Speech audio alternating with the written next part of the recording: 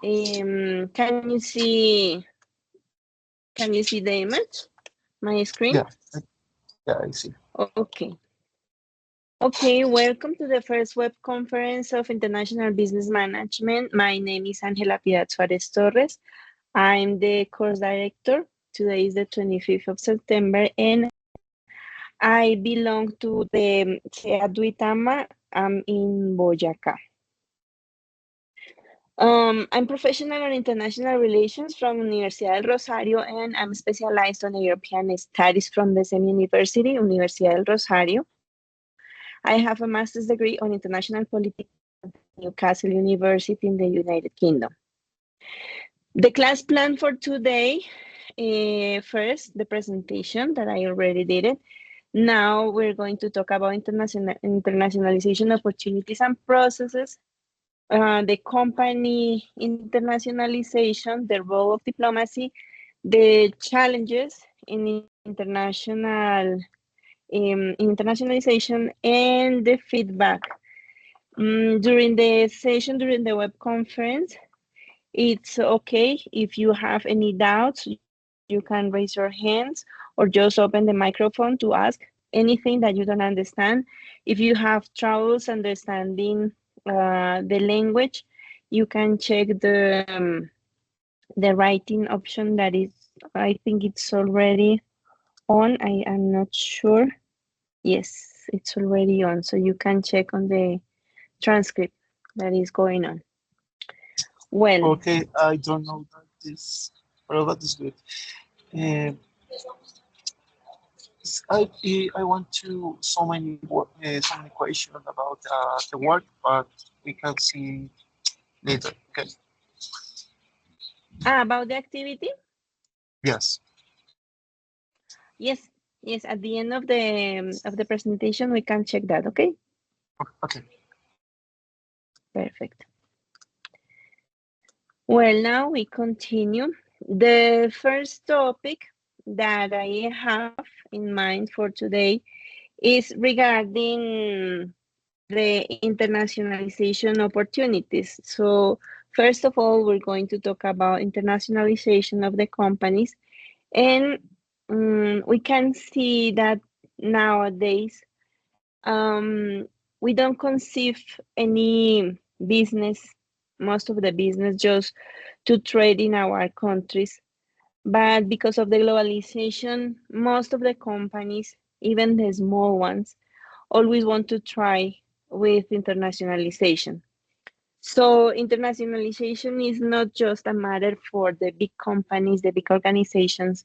Every day is improving the opportunities for the small and medium organization. So that's why internationalization of the companies, of the organizations, it's important to consider all the time. If we see there are many options for the companies today to expand to new markets, to access to new consumer bases. And that means obviously that the risks change, that it's different when we just focus on a local market. On a national market, we have more knowledge about the conditions of the local market. But when we talk about international markets, when we look abroad, we have to look for different um, profile of the market, profile of the consumer. There are a lot of things that we have to consider, things that we have to learn about, but with the process of globalization and of course with the improve of communications and the access to social media and to international marketing and marketing in general, the companies today have the opportunity to work on international marketing and internationalization of the companies. So this is not something that is just exclusive for the big companies. It is also considered for the small and very big and medium companies. In the case, for example, of Boyacá, the region where I belong, we can see that there are many small companies, small business that since the beginning were conceived uh, with a product that is designed for international markets. It's the example of coffee. There are some small producers of coffee. They transform the coffee, and the coffee that they sell is coffee that is not sold in Colombia or in Boyacá, but it's a special coffee that is sold in, for example, in the United States, and it's not the whole country. Maybe specialized shops in special coffee flavors, types of coffee.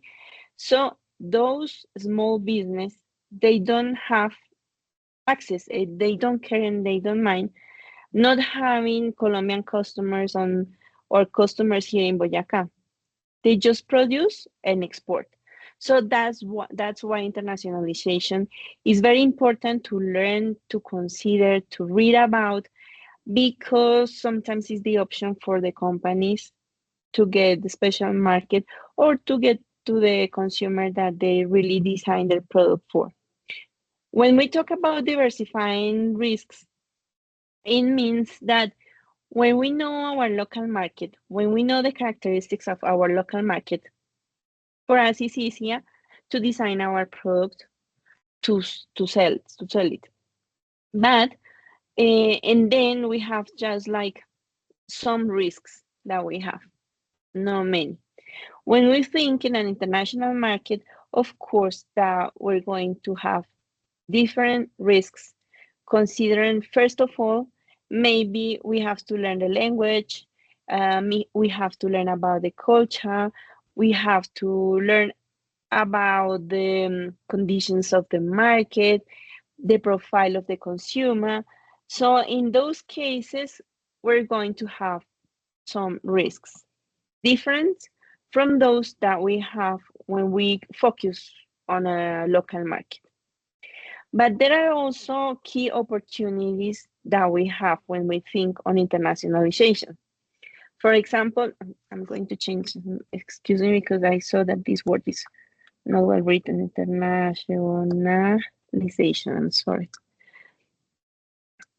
So we have those key opportunities, which are emerging markets.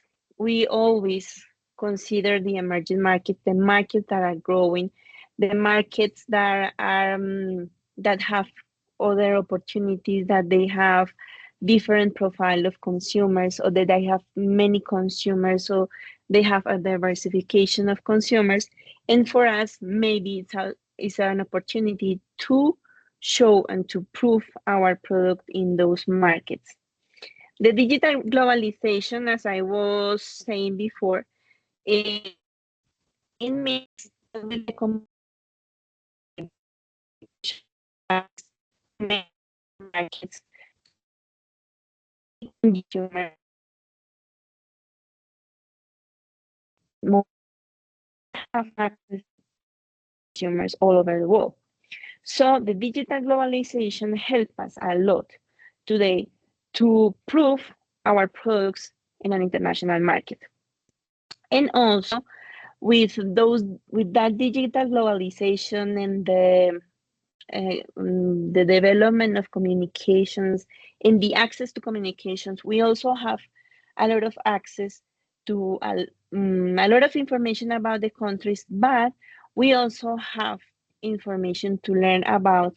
And today we have the artificial intelligence that also help us to find more information about maybe the markets or maybe the consumer profile. So we have access to information that may help us to prove our product.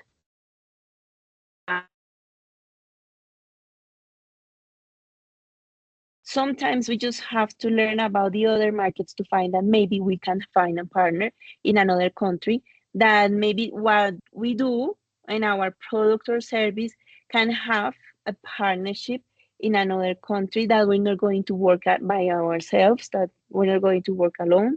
So maybe we find strategic partnerships that help us to be in those other markets, in the international market. So there are those opportunities that we look when we think about internationalization. And some places where we can find those opportunities are, for example, in those international fairs. You know that all over the world, every day there are huge fairs in special places for special products. For example, if you're selling a service or a product that is designed, for example, for homes, for houses, there are special fairs in Europe that are just for home. So you can find anything that you need for a house, for an apartment, for a home in those fairs. And those are the opportunities where you can not just have a place to show a window, a window shopping and window shop to show your product or to offer your service, but also maybe to look how the market is working, what the market is offering, and maybe you will find those strategic partners that may help your business to go abroad. Innovation is also a subject, an element that is very important today. That's the opportunity that we always have. We always need to show our service or our good, our product that offers something special for the market, even if it's a local market. If we're thinking about the local market, if we're thinking about an international market, we always need to think how my product is offering something different for the customer. Why am I different from the competitors? So that's why where innovation comes. Innovation is not only talking about technology. Sometimes being creative help us to innovate in our product and to answer to a need that a customer has. So those are the key opportunities. Not always we have to look at the opportunities today just thinking about technological development. We can also look at simple innovation answering a need that a customer has. And that's the more important. Sometimes we don't need to be so technological or use something so weird to be attractive. Maybe simple changes, simple things are what the people need in the market. So those are opportunities that we have to consider when we're thinking of internationalization opportunities. What kind of factors are those who influence the internationalization opportunities? The first one we have to consider are the market trends. What do they say, the market trends? Well, we have to learn about the profile of the consumer, the growth in consumer demand, and of course, in technological advancements. So what's the trend that the market where I want to be has? So if I look at the competitors that I have, what's the difference that they're offering to the consumers? What's different? And how can I be different? And can I say to the consumer, hey, you have to choose my product because what I offer is this compared to the other products that they don't offer this element that makes me different and also answers the need that you have. So we have to look at the market trends. And then we have, of course, to analyze the consumer profile. What's the type of consumers? My product is this product, and how am I going to find a place in that market? I need to know more about the market. I need to do some research to find about the culture, to find about why they like, what the people don't like, how they prefer, if my good refers to something that they eat. For example, if the people in that country prefer to eat salty or spicy or very simple or sweet. So every profile of the consumer is completely different going from country to country. So we need to understand what's the consumer demanding, what are they asking for, and what are the technological advancements that are trends in those markets, and that I can maybe be the answer to the consumer, what the consumer is asking for. Another factor is the industry factors. For example, we have to look at the dynamics of the sector where I'm working on. Um, it depends on the kind of product that I have. I have to look of that sector. How is it developing? What are the trends of the sector, the dynamics, and how is the competition going? What's the competitive landscape? What are the competition? What are they doing? How are they improving the quality of their products or services? How are they looking to find the answer to the needs of the consumer? So we don't need to look just to the market, but when I look to the competition, I have to look to the trends of the industry, the elements of the industry that makes it different in that market. It's different, the shoe industry in France compared with the shoe industry in Colombia. The quality of the raw materials, the availability of the raw materials. For example, the quality of the leather of the shoes, if the people prefer natural leather or industrial leather. So that's the kind of elements that we look at the market, but also at the industry. How is the industry developing to answer to those needs of the consumer? And the third element is the regulatory environment. We need to look at the policies that facilitate or hinder the international expansion. In our case, maybe the policies and the rules and requirements for a product to be in the market are not so strong compared to those that we can find in the United States or in Europe. For example, if we compare about the importation of cars, to import cars in Colombia is very easy. Like most of the marks, the labels, the companies that produce cars in the world can export cars to Colombia. But if we look at the European market, there are some security regulations that block some type of imports of cars from India and from China, talking about security. Even between the European countries, there are some cars that cannot be sold because of the security requirements that they don't fill. So that's the important thing, that we have to look at the policies that every country has, every market has for every product. If I want to export vegetables from Colombia to Europe, I have to look at the conditions, not only of the vegetable, but also at the way how they are produced in my country, and if that way of producing it is possible to for the product to be sold in Europe.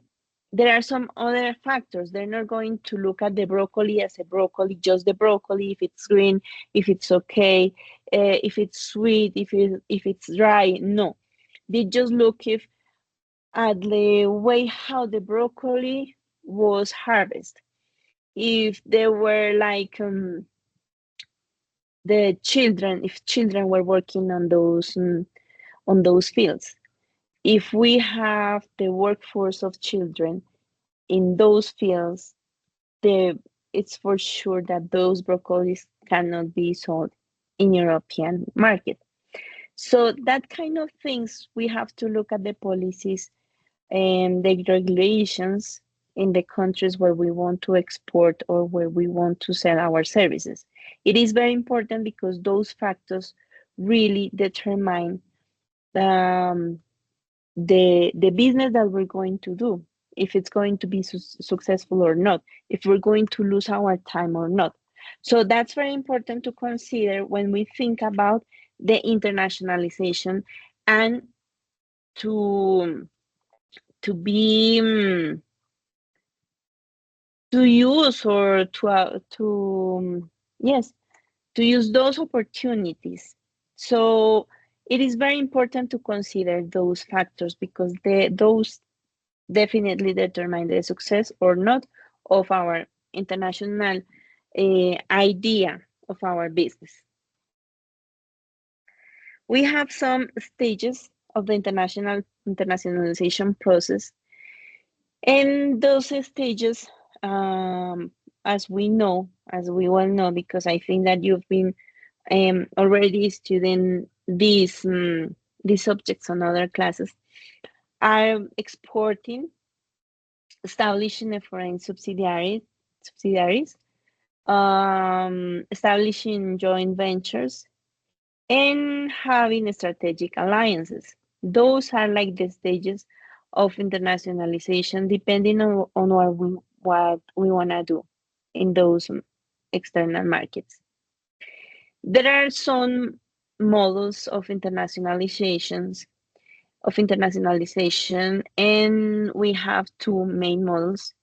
The first one is the Uppsala model, and this Uppsala model, which comes from or was developed by the Swedish researchers Johansson and Wall in the 70s, explains how the firms gradually increase their international involvement. It suggests that the companies often start with limited internationalization and progressively they expand the operations as they gain experience and knowledge.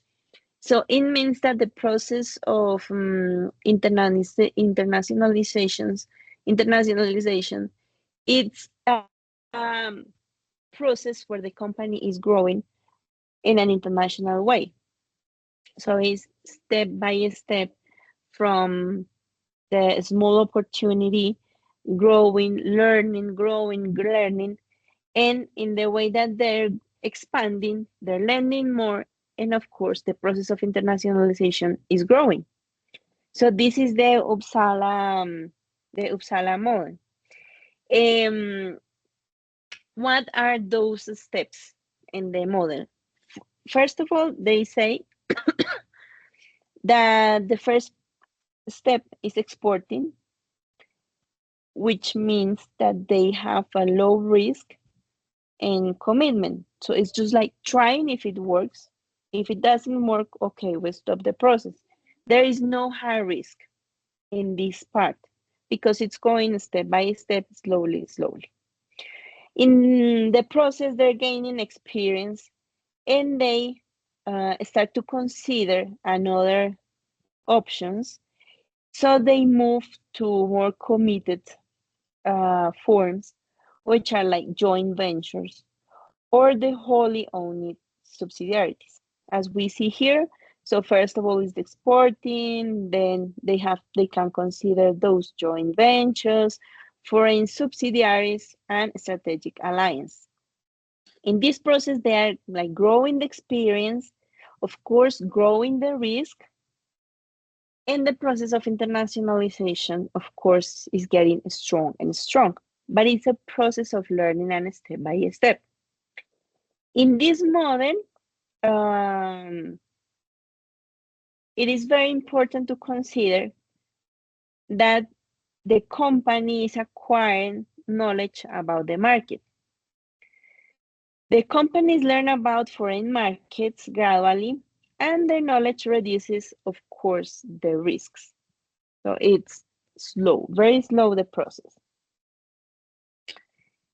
In those first steps, and as it goes step by step, very slow, the companies prefer to start in markets that are more familiar compared with the home market.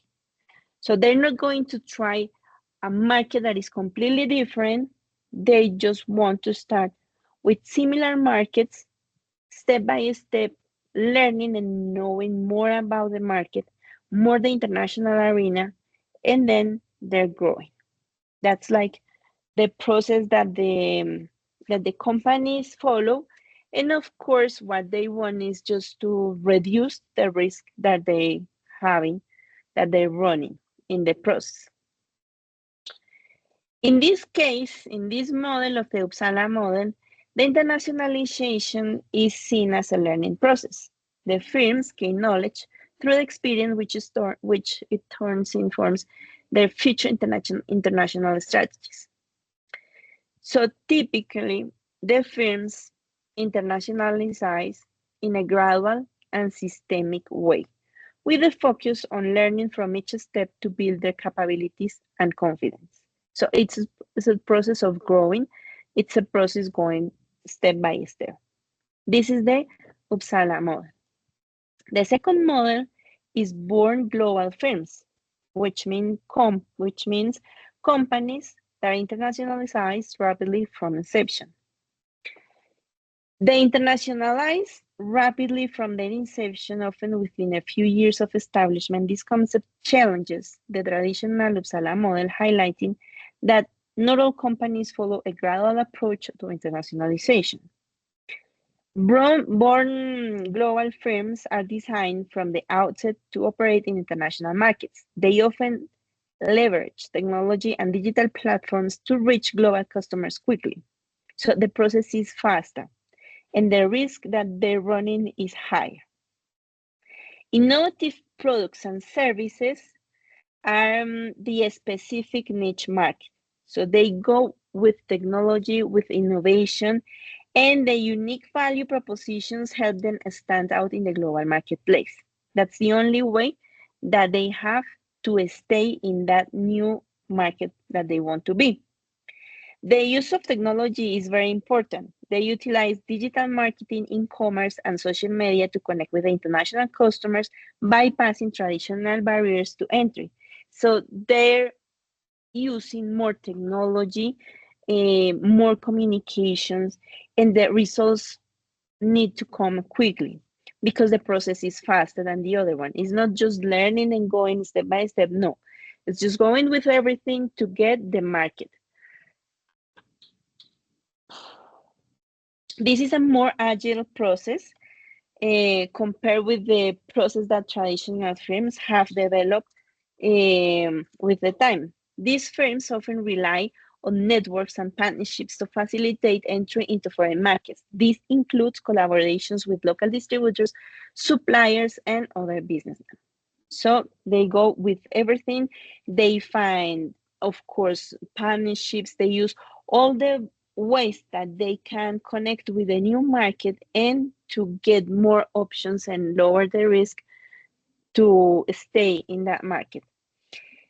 These born global firms demonstrate that with the right resources, innovative products, and effective use of technology, companies can achieve international presence much more rapidly than traditional models would suggest.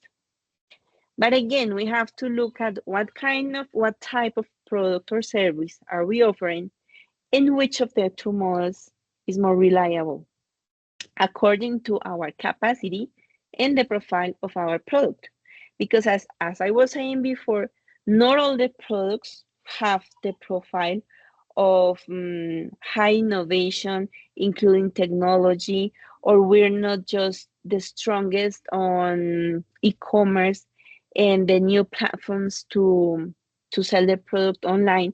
So we have to look at the capabilities that we have, the knowledge that we have of the other market. How can we establish those relationships, business relationships, to get in touch with that market and to make sure that we can have a share of that market? So the born global firms, they go straight to the market that they need because they have the profile to get into that market. The Uppsala model help us maybe to go step by step, to know a little more and to learn from the process. in the born global firms, we cannot learn in the process. We need to learn and to have the knowledge before we go to the internationalization process. That's why the born global firms runs faster than the other one. Which are the steps in the international process? There are three main steps. The first step, I think that where you're studying international marketing, of course, you know, and with the other classes that you have those bases. The first one is the market research and selection. What do we have to do there? Identify the viable markets based on size, growth, and cultural fit. But first of all, we need to know really well our product. When we know the potential, the characteristics, and of course, the profile of the consumer for our product, we can look for the international market research. If we don't know our product, it's more difficult to find a market and to find that place in the international market. How do we find a viable market for our product? We need to know more about the consumer profile, how the culture is in that market, what are the preferences of the people, the size of the market, the growth of the market, the potential of that market, and then we can, with that research, find which would be the market where we would have an option to get in that, to get a place in that. So when we have already done the market research and we have selected the market where we're going, now we think about the entry strategy development. We need to think about evaluating and choosing the right market strategy, because when we know the culture, when we know the market, we can think about how are we going now to get to that consumer. When I find the consumer that I think, well, I have that profile, consumer profile that maybe is going to be interested in my product, now I think, how am I going to get in touch and to be able to show him or her the product that I have? So that's the strategy that I have to develop once I found the right market. And the third step is the implementation and control. Every time that we develop a project, that we plan a project, we don't think only on how am I going to do the research, how am I going to get the consumer, but once I'm in that market, once I'm in touch with that partner, or once I'm in touch with the consumer, I need to think on the monitoring performance and adapting the strategies as needed. So it doesn't stop when I get to the market and when I get to the consumer. I need to think, how am I going to continue and to develop new strategies to get not only that market or not only that consumer, but more share of the market. So that's why the implementation and control are very important. I have to monitor, how am I doing? How am I going to improve? How my strategy is going to be better? How am I going to get more consumers? So those three steps are very important in the process of the internationalization. When a company it's in the internationalization process, we need to look at some environmental factors that are very important. One of them is the competitive advantage factors, what I was saying before. We have to think about the resources, the capabilities, and innovation.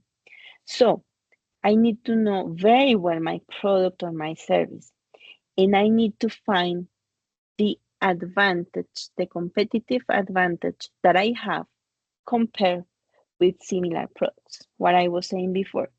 If I don't know that, there is no way that I'm going to design the right strategy to get into that market.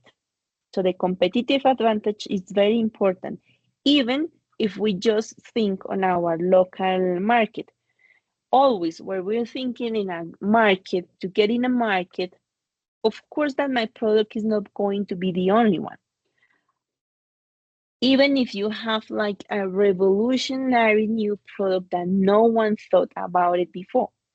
But in general, our product is always going to have competition on the market. So what I need to show to the consumer is that my product is different, that my product is the one that gives to the consumer something different, and that's where my competitive advantage is. So that's very important for the internationalization process or even to be in any market. Another factor are the external environmental factors, which are the economic stability of the country. We have to look at that. The political risk, the cultural differences, and the legal frameworks. We were talking about that before. For example, the legal frameworks are more related to those rules and requirements for a product to be imported. So those are the things that we have to look at. And those things don't, those elements or factors don't depend on us, on our product, on our company. No, those are external. So I have to look at the economic stability. For example, if a product wants to come now in Colombia, there are some elements that any company is going to consider. Is Colombia an stable, economic stable country? Some people would say no, some people would say yes, and it depends on the profile of the government and the stability of the economy. And that also has an influence on the political risk. In the case, for example, of the Middle East countries, those countries, well, they don't have a political stability. So there is a higher risk to start a business there. Those are elements that we're not going to control, but we have to look at, because those elements or factors are going to, they have an influence on the development of the economy, and of course the profile, the consumer and the market, how the market moves, what's the market trend. So we have to look at the political risk and the economic stability.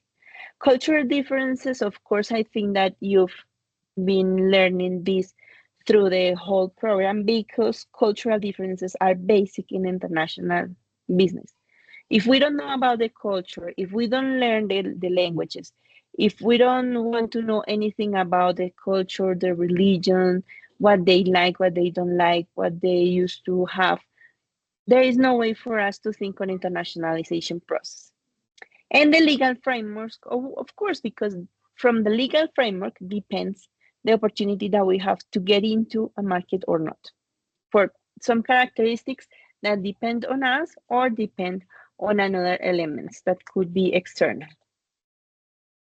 In those process of internationalization and the economic, the environmental factors, we can look at some examples. I have, well, sometimes we think about McDonald's because it's hamburgers, and some countries they don't eat meat. So it's an example, a very clear example. For example, how McDonald's get into the Indian market. But another example is, for example, Starbucks. How Starbucks has to mutate or change or adapt to the markets where they want to get in. For example, in Saudi Arabia, one of the elements that happen with the Starbucks getting in is that the logo of Starbucks is a woman. And in the culture of Saudi Arabia, it is not right, it's not well seen to have marketing with the women face. with the women image. So in this case, Starbucks had to change the image to sell the product in Saudi Arabia. Um, but other characteristics, other situations that Starbucks has to had to change in some other places are, for example, in the menu customizing. Starbucks tailored its menu to local taste changes. In China, for example, the company introduced beverages like the matcha latte and offered a range of teas, acknowledging the local tea drinking culture. For example, if you go to a Starbucks here in Colombia, you go to have coffee. Because most of the people, the 90% of the population drinks coffee. So there is an option for Starbucks to have a portfolio of different teas because Colombians we don't used to drink much tea or drink different teas. So that's not business for Starbucks in Colombia. They sell coffee. But in China it's different. In China they drink tea in different ways. Hot, cold, um, red, black, white, green, and with flavors. So in China, they had to change it and to improve the portfolio of teas to have a place in that market. In Mexico, they serve drinks like cafe de olla to appeal to local flavors. Of course, because what Mexicans like, there are spicy flavors, more different flavors from those that they can find in the United States, maybe. So they had to change, not completely, but to take their product and adapt it to the culture, to what they like to drink, what they want to drink, what they used to drink. The company is not going to change the culture. The company is going to adapt to the culture. In the case of store designs and experience, the same as Starbucks. Starbucks designs its stores to reflect local culture and architecture. In Italy, for instance, the company created upscale reserved roasteries that emphasize craftsmanship, blending in the local coffee culture rather than simply replicating its American store format. What's the difference? The architectural design in America, it's very simple, it's practical, it's clean. In European countries, it's more classic, needs more details on architecture, more homey space. So it's going to change because what you have in a Starbucks place, it's experience, not just going to get a coffee and say bye bye. No, it's experience what you have, and it's experience what Starbucks says. Third, the community engagement. The company actively engages with local communities through initiatives like supporting local farmers and sourcing ingredients locally when possible. This fosters goodwill and enhance its brand image. And we can see it here in Starbucks in Colombia. You can find the coffee from Nariño and from different regions. So what they do is they take something from the country to make it more familiar.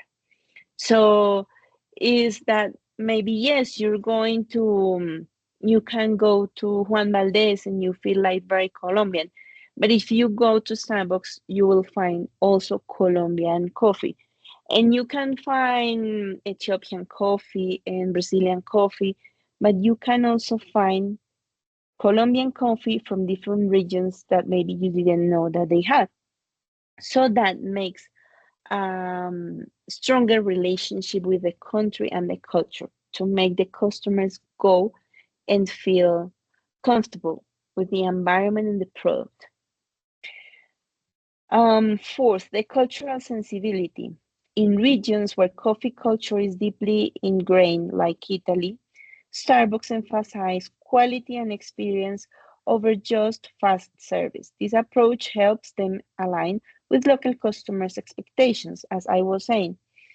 When there is a country which loves coffee, They want to show the consumer to have a very strong experience with coffee, and that the company is not just selling like an American point of view, an American idea, an American experience, but it's a mixed experience considering what they like and what they are in that country. So make it more familiar. So those are the things that if you go, for example, you go to Starbucks in Bogota, and then you go to Starbucks in the United States, and maybe then you have the chance to go to Starbucks in Italy, you're going to see that the image is the same, the cups are the same. Maybe you will find some same coffees, but you will also find that the portfolio of products it's varied. It's different and is adapted to the culture and to the consumer. That's what they have to do to internationalize it, but also to get a place in that market. If you don't do that, like as an organization or a company, there is no way for you to have an opportunity in that market. I don't know, Javier, if you have another example um, in those situations of the companies that want to do the internationalization process and they have to change something to get that place in the market. No, I don't have idea when, for example, you said there are another market, but I know that the difference between e-commerce, social, I don't know how you say that. For example, Netflix.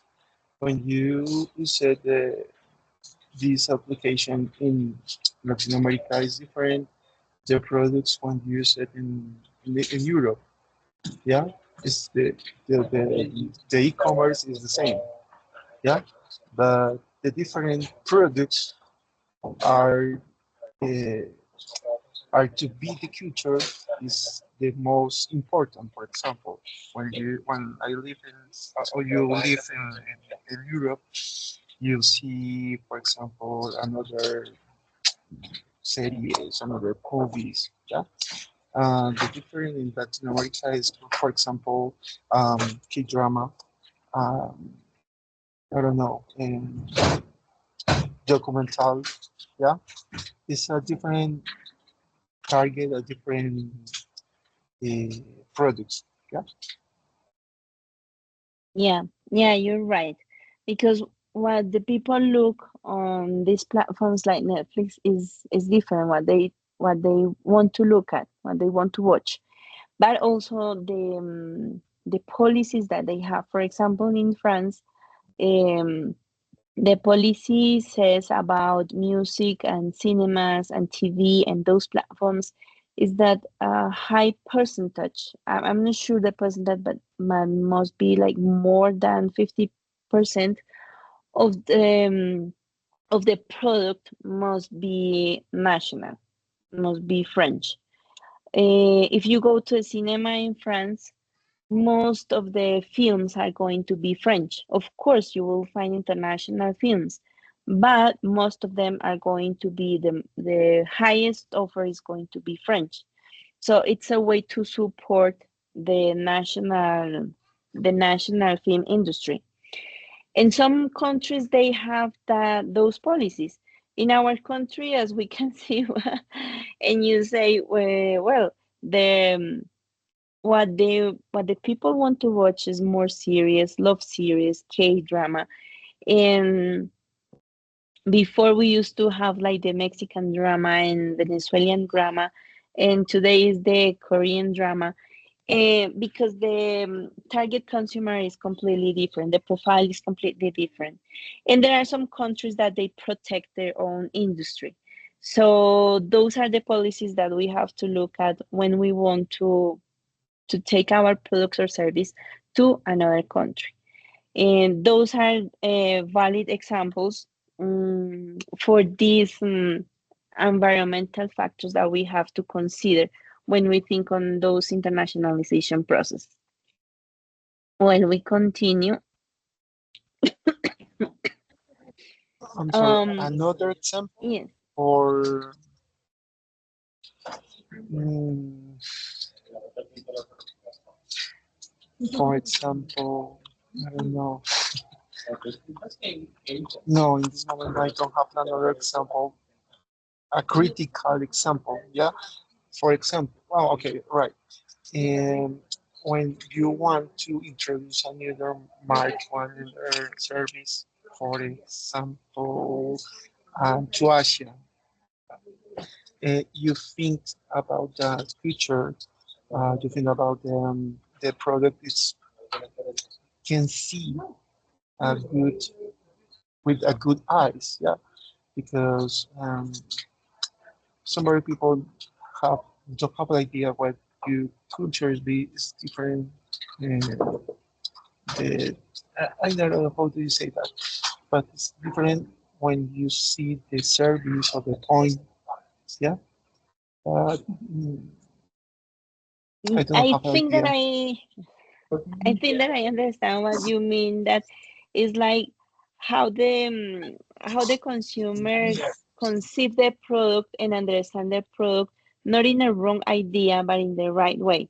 And sometimes even the language influences those situations. Maybe just the Yeah, way yeah, the slogan that you use, maybe use the wrong words, and it's going to be uh, wrong understand the way they understand is going to be the wrong way. So this is very yeah, important, not just to learn about the culture, but also how to use the language properly to don't fall in those mistakes that are very common. For example, um, when we try to get into the eastern countries like maybe China, Korea, and Japan, where they have so much different, the culture is so much different that the use of words, it's very complicated and delicate. So um, for them, the old people, the parents and grandparents are very important in the thought about death and life. It's different from our cultures. So sometimes the use of languages of the language properly, it's very important to don't fall in those mistakes and give them the wrong idea about the product that we want to sell. yes. Yesterday I read it and the limited cycles. This is the language, the culture, the thinking about the thinking. Yeah, but Mm-hmm. I don't have an idea when you say, for example, a like slogan. Yeah, maybe in Latin America is is is is, is very cool when you see that, but you see this slogan in another country, the limited language. Yeah, that is a big problem. And the people say, I don't want to make or don't use it, this product. Yes, I have. Let me see. Let me check. I have an example of this. Give me 1 minute because I do remember that I have one. It's, and it's from an Eastern country.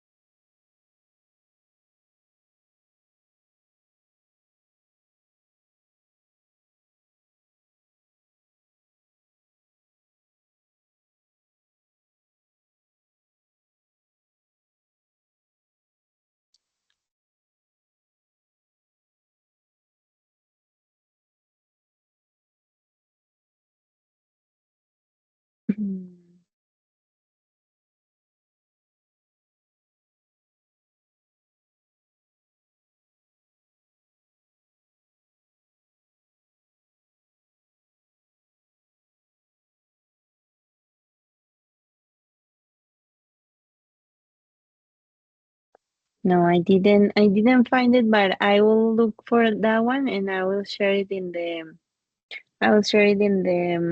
Teams group because it's a slogan in, I think it was in China or in Korea, and it was just the use of wrong word, and that makes the message go wrong. So they have to change it, and it was from Pepsi, and it's just Okay, the use for ex- the wrong use of one word. yeah, in this moment, for example, it is a personal experience. And I say in my language, that is the language Chino. Yeah, the language in Spanish is Hmm. Chino, but somebody works in somebody work in the country say it's Chinese.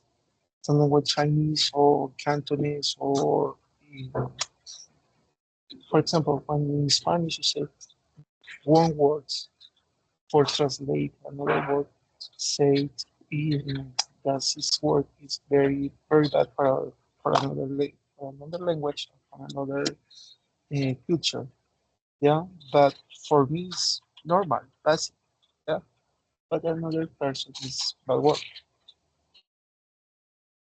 Yes, of course, and that's why, for example, it's when we're learning a language, it's very important for us not to trust all the translators, because translators, they just translate literally the word, but they don't translate the meaning.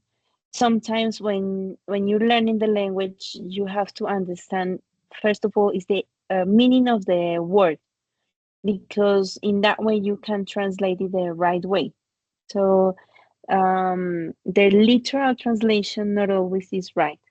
That's why um, you have to learn the meaning of the word to do a good translation.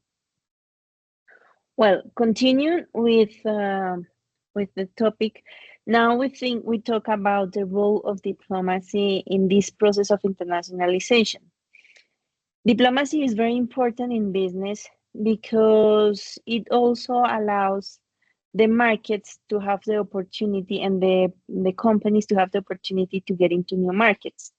The process of diplomacy, which means more political process, it's the one that opens the relations between the countries and between the international organizations, and allows the companies to have the opportunity to go international, to get into the international markets. So the diplomacy is refers to how the government relations and international diplomacy can facilitate trade, and they do exactly because uh, how we have we're living globalization today. It is possible because of the development of diplomacy, because of the knowledge of the other countries, because the establishing relations between countries and signing those agreements that facilitate the process of international market and commerce.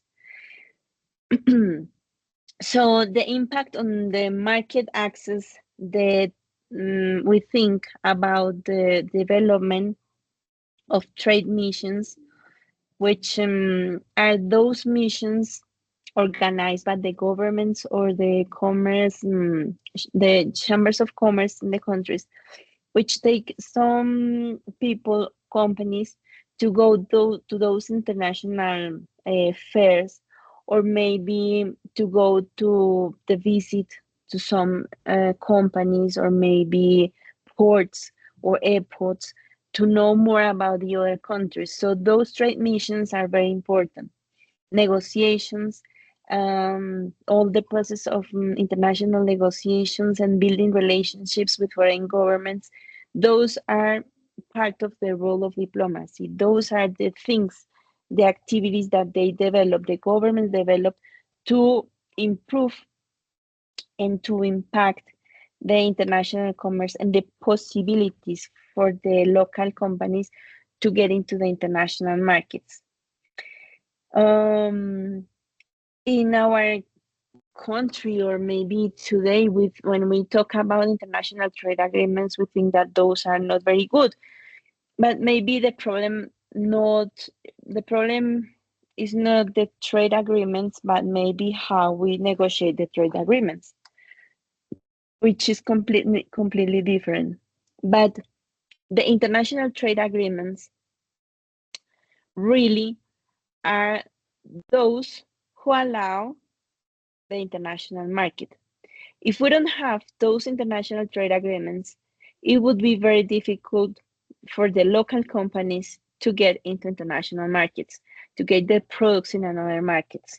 And international markets is not thinking about going the Colombian products to China or Singapore or Europe, but also to get into Panama, Venezuela, Ecuador, to the neighbors too. And for us, those international trade agreements allow our products to get in those markets too.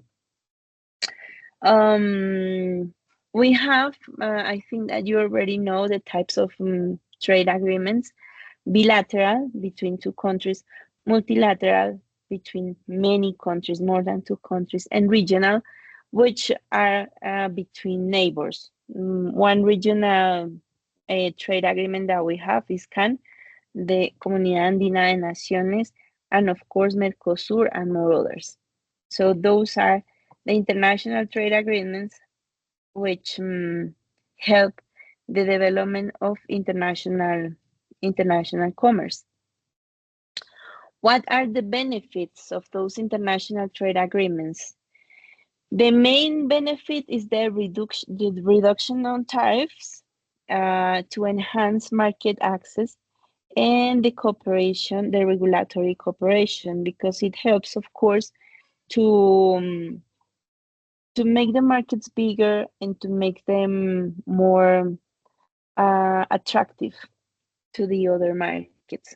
So the international trade agreements help a lot the international commerce. The bad thing about international trade agreements, maybe in our experience, is if we don't know how to negotiate good conditions for our products, then for us, the international trade agreements are not going to look very attractive. But the reality are they have more benefits than bad things. And we also, as producers, we have to look at the opportunities that they bring to our products and services. A lot of Colombian companies have grown because of the opportunities that international trade agreements have. And they have, of course, start the process of internationalizations thanks to those benefits that they have. Well,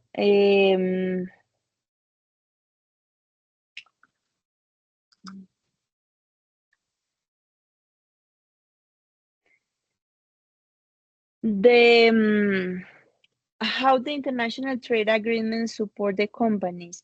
Easing the barriers to entry, providing legal protections, and fostering innovations.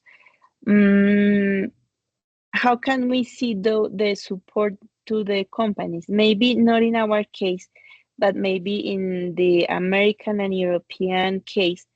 They also have special rules, and when then they negotiate those international trade agreements, they establish those conditions that protect, in a way, some economical sectors. So it is very important, as I was saying, how you negotiate those trade agreements, not just to improve the exchange of products and services, but also in the way that you have, as a country, you have to protect your own market and your companies, your own production um, production element of the sector of the country. So that's very important. And a strategic use of the agreement is to align the company's strategies with trade policies for competitive advantage. That's a part of the negotiation process. If I'm going to negotiate a trade agreement, I have to understand and to know more about um, how my market develops, what's the potential that I have, which are the sectors that I have like the strongest ones, and how are they developing those strategies, and am I going as a negotiator to be able to put special conditions to make them give to have more possibilities to get into the other markets. So that's very important seen from the process of negotiation of the three markets. Not just easing the barriers to entry, providing legal protection, align the company strategies with trade policies and competitive advantages, but also the part of negotiation. The governments negotiate trade agreements that they reduce the tariffs, the quotas, and the trade barriers, making it easier for business to enter to foreign markets. So one example of the way that it should be negotiated is maybe NAFTA in the United States with Mexico and Canada, and how the United States protect its own production from Canada and from Mexico, but also establishes opportunities for the others to come into the American market. So it's very important the negotiation part to have trade agreements that are profitable. Those trade agreements also establishes a framework for cooperation and provide predictability and security for business operating internationally. The governments work to align regulatory standards across countries, making it easier for businesses to comply with local laws and regulations. This can involve mutual recognition agreements for product standards and certifications. The diplomatic efforts can lead to improved customs procedures, reducing delays and costs associated with cross-border trade. So those are the policies that are developed in the process of negotiation, making easier the process of customs when the products come or come from special places, and that those are like the benefits from the trade agreements, how they easier the process, make it easier the process. Mm, They support the business through the trade missions and the delegations, which is a work together between countries, and they every year all the countries they develop those trade missions, and we can see it from different chambers of commerce and organizations such as ProColombia, and in our case the Ministerio de Comercio. So there are so many institutions that work together to improve the benefits of those trade agreements, to implement, to make them real, and to give the opportunity to the companies to go abroad, to go to those fairs, to go to the missions, to let them know the other countries, but also to learn the culture, but also to show what we have in our case, what Colombia have, what are the products and services that we sell, and the opportunities that we can see in another countries. Export assistance programs such as ProColombia that we have here in Colombia. So the governmental agencies offer resources and support to help business navigate international markets, including information or regulations, market research, and funding for export initiatives. If you go, for example, to ProColombia, they will help you in all the process of export, and they can teach you, and they have a lot of information and resources that help the business people to learn how to make a market research and how to get information, and they guide the people to make that internationalization way very possible for them, not to look at that like something very difficult, no, to make it more easier and accessible to everybody. That's why it's important that most of the small and medium size companies, they have access to all of that information and services to go through the internationalization process of their companies, which is very, very important. Finally, we're going to talk about the challenges in internationalization. Mm, of course, this process is not easy. This process needs some knowledge and preparation, but we can learn also on the way. And if we want to work on this, if we think that internationalization of the companies is very important and that in your case it's going to be needed to your professional development, it is very important to know that, of course, as anything that we want to do in our lives, we're going to find obstacles, but always we're going to have the way to go through those obstacles. So in the case of internationalization, the common obstacles are the cultural misunderstandings that you were talking about, Javier. Maybe in the example of the language, the legal complexities and the economic fluctuations. Even if we look at the local market, we also will have those cultural misunderstandings. If we think about the Latin American market, all the countries in Latin America that we speak Spanish, even if we speak the same language, we have some cultural misunderstandings because not all the words mean the same everywhere in Latin America. So we have to be careful in the use of the language, even if we speak the same language. Imagine that in a different language. We have to learn more about the other language.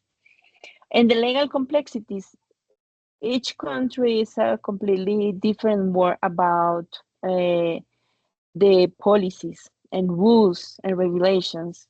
So we have to learn about that. And the economic fluctuations, of course, we know that every country, when there is a governmental change, sometimes it's a big change, and we have to learn more about that, the trends, and how those fluctuations are going to affect the markets, how the markets fluctuate too.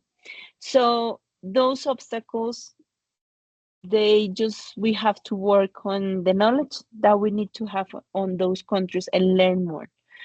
Mitigation strategies, we have to develop cultural intelligence, which is very interesting.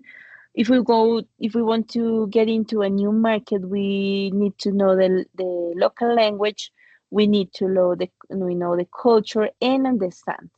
We never have to pretend to impose our thinking or our way of life to the others. We always have to respect what they think, what they do, how they behave. Uh, there is no way to criticize how the other lives. We have just to understand and adapt if we want to get into those markets. We need to learn about the legality, the policies, and the regulations. And of course, we always need to have a risk management plan. Always we have to consider the risks that we have if we're going to face an internationalization process of a company. We always have a risk, and we need to know what type of risk, if it's a high or low, and that depends on the knowledge that we have about the market. And also, we need to know and learn about the future trends of internationalization. We need to know the future trends of the market.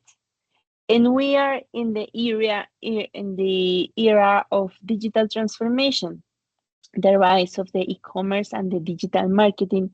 So we have to go through the new tendencies. We need to be more familiar with the technology, with technological innovation, with the digital marketing, the rise and development of e-commerce, and all the opportunities that had rose after the pandemic. Because of course the world changed, and the way of doing business also has changed, and it's changing all the time because the humanity completely is changing and in a process of evolution every time. So this is something that we're not going just to learn for once, but we have to continue learning and acquire information about the others and how the others markets develop and how do they perform and how do they change and how am I going to find a place in those markets.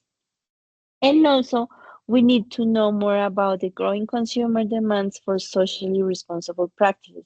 Today, there are new trends about environment, social development, economic development, and sustainable development. So we have to be more familiar with those concepts, and also to try to understand more how the consumer performs. What do they want? What they are looking for at the markets, and how are we going to answer those needs that they have? So that's um, that's all for today. Today we were talking about the internationalization and competitiveness of business internationalization organizations. Um, we had so many ideas in the internationalization process. Many of them, I think that you have already worked on those in those courses before, but the idea here is to talk about those processes and maybe to make clear those doubts that you may have. So, Javier, do you have any question at the moment about what I was talking about and you were sharing? And this time, no, this step is very clear for me. But for example, the activity, the individual activity, and the collaborative is. I have Y- two two questions. Yeah, the first is the next thing. For example, the guide side will say, um, reading the impact to China, meet Korea, Japan, or the Latin American country. But Mm-hmm, I read it, the question that say, for example, made the method of Uppsala and mm-hmm, what is the strategies of Uppsala. Yeah, but this is a yes, yeah. I don't carry connection between the the reading and the the, the question. Yeah, and the, so yeah, because I don't know how it was, I don't know how it say, but I I make a good I don't know how to say, but I make an investigation. For example, the a China, research. yeah, I research the Mm-hmm, industries. The China's industries make a difference with the Uppsala strategies. mm-hmm, So, because the China industry's history is very long and very difficult, because we see that to China to maybe 20, 30 years ago, you see the goods only transformation for only make fabric. Yeah, the made China mm-hmm, is the is the symbol 20 years ago. In this moment, for example, mm-hmm, after before pandemic, see the China, the industry China is more to the technologies and more more constructional messes, the building bridge, the building technology is more specific for good industries. Yeah, but to impact China is more bigger. That's right. 20 years ago. Yeah. So the method of Uppsala is more or less used for I don't know 20 years. I don't know say that because the history China is very difficult when to change the government, change the policy side, mm-hmm, uh, make a mixed culture to economy and political government. So make a this mix, and so we can grow up. So to uh, your the company, I don't know, the company and the economy. Yeah, mm-hmm. and this is my first question, my first question. And the second question is we have to make a word probability work. So we have two two letters for any ideas, for the method of Sala, or for conclusion, the China history China, in fighting China with the American country. Okay, well, the idea of the answer of the questions about the case, what you did is the right way. Yeah, I mean, first of all, you took what you understood from the reading, but when you didn't got the answer, you go further by research and you answer the questions. That's the right way. Because at the end, what's the most important thing for you to understand? For example, what's the case of Korea and Japan's PTAs with Latin American countries and the impact of China and the trade promotion effects on the PTAs, just to understand the reading. That's the most important thing in the process, is just that you can understand what the reading says and to get like the main idea. And also in the second point, when you have to answer the questions, the most important thing is to understand the Uppsala model. And with the Uppsala model, I explained it also to you, which means that is like a very, it's like a very small small, no, slow process that the companies do in the process of internationalization, and they go just step by step. And sometimes it applies just for small companies, small, medium companies, because sometimes the bigger companies, the multinational companies, they have another type of process which is more aggressive in those processes where they use more technology, innovation, technology, innovative, and in that case they use the other model, which is more aggressive and that gives like more results in short time. So the most important thing is that you can answer those questions from the reading, and if you do an external research, is much better for the result. So it's okay what you've done. Okay, I don't see any trouble on that.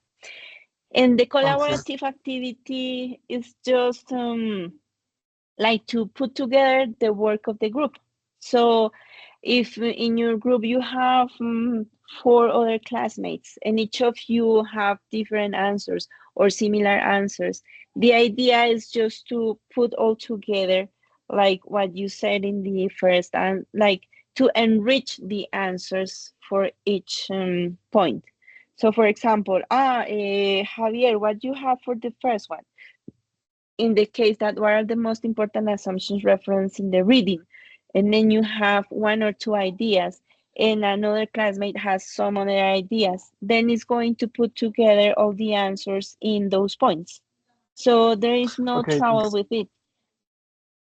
okay, okay. Let's see. This the search the best point for the this activity for my classmate.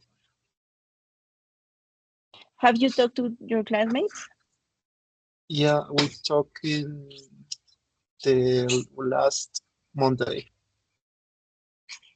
Okay, so one thing that I don't accept really well is that, for example, you're going to put in this first question, uh, Javier says, blah, blah, blah. Oh, Peter okay, says, blah, blah, blah. No, no, because it's a collective work. It's like, okay, Javier, you have this idea and I have this one. Let's put it together and organize it. But just one answer to the first one, not just to say, Javier made this, and then the next one, Peter said this, and then Maritza said, no, that's not the collective, okay, that's copy paste. Yeah, okay, okay, it's just okay. Got it. you can put together all the things and make just one paper, and it's not going to be very long. It says maximum two Okay, pages. two page. So Okay, with the reading, yeah, it's not very long, but the idea is that you put all the ideas that you have together just in one document, answering those questions, which are one, two, three, four, five questions. five So person. Yeah. it's not. Yeah, it's very easy to do and just organize the ideas Okay. to give the answer to every point. Okay, I have another question.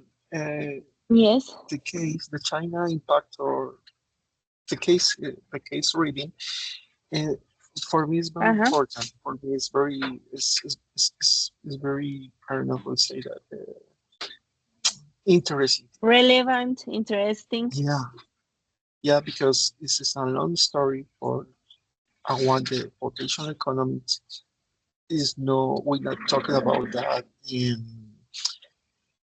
economy grow up because it's a bigger economy right now. This is a no, it's a theory, it's a reality. Yeah, it's very important Mm, if we can to talk another time for this time. For example, how Latin America make a good strategies for this. They can stop this this economy because, for example, countries such like Brazil, Argentina, and Peru have a little commercial ports from China. mm-hmm. Yeah, so Yes. they have two strategies. For example, the number one, I say the room belts and roam. I don't know how to say the other strategy, but it's very important. And this case is really is a theory, really really hard. Okay. Well, that's really good that you're interested in, because I think that um these synchronic moments that we have, which are very few and short, and as you see, just you and me. But I think that it's a very important moment where me as a teacher can share with you what maybe I know about that. So for me, the knowledge that we have about China and Korea and Japan, economy, culture, is really minimum.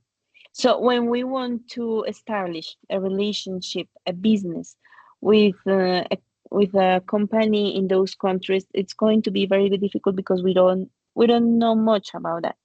So, for the next web conference, according to the subject that we are going to develop, I'm going to talk less about the theory, which I assume that you have worked a lot in the courses, and maybe to go more to the cases, and maybe to teach you and to show you a little more about those countries, about what they really are, and the opportunities maybe that they have, maybe just to know a little bit more about their cultures, and that helps a lot to have like a different point of view and about about what they are, because sometimes we have just like the wrong idea and very short idea of what they do, and that's why we don't have that much access to those markets, because we don't know anything about them. So if that's okay for you, I consider to the next web conference talk more about those cases, and because I think that it might be very interesting for you and your classmates if they come. Thank you so much. Okay, Javier, thank you very much for being here. I hope that you could learn something about what I was saying. Maybe to clear some doubts that may have. I hope that you're going to work with your classmates in the activity that is going to finish the next 29th. If you have any question, don't doubt to contact me through Teams. You can send me messages. I'm available in the mornings, but even if you write late in the evening, the next morning I am going to answer you. So there is no problem. Um, I'll try to answer, and I've been trying to read all the things that you've all of you have put on the in the forums, and give you some ideas about what you have to do for the collective task. So if you have any doubt, don't doubt to contact me. No, I don't have any. Okay, Javier. Okay, if that's okay, if you don't have any other question, we finish here, and I hope that we're going to meet in the next web conference, maybe with another classmates. Okay. Okay, teacher. Thank you so Okay, much and have a good night. you too. Have a good night. Thank you very Bye. much. Bye bye. Bye bye.